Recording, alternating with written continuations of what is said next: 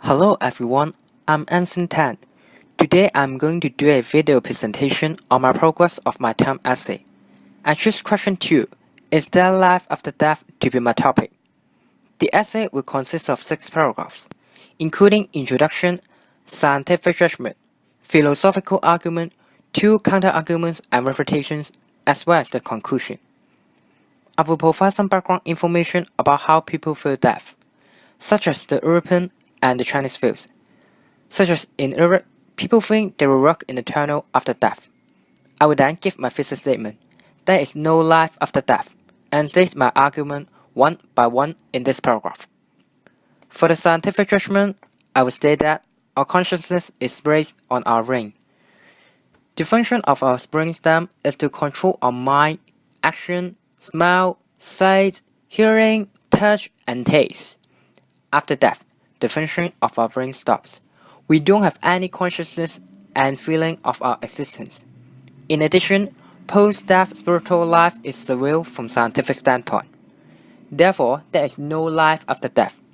I will use the cremation to be the example. For the philosophical argument, I will focus on vital force and body's importance to life. After death, our body decays and vital force become extinct, and nothing becomes spiritual beings. I will use the extinction of fire as an analogy, and I will also analyze the two situations of indivisibility and divisibility of body and vital force. I will use the example of the fire representing the soul and the root representing the body to elaborate it. The first counter-argument rebuts spiritual beings' existence and indivisibility. I will concentrate on the point that spiritual beings or soul can be defined as a consciousness. After death, they can be tracked by technology because they become electric wave. Egyptians think people will live after dying a long time.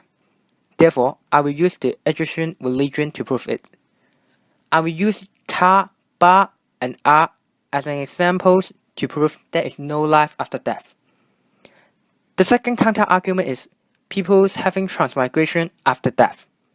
My refutation, which will be backed up various scholars' opinions, is that there is no evidence that humans' birth come from the previous life.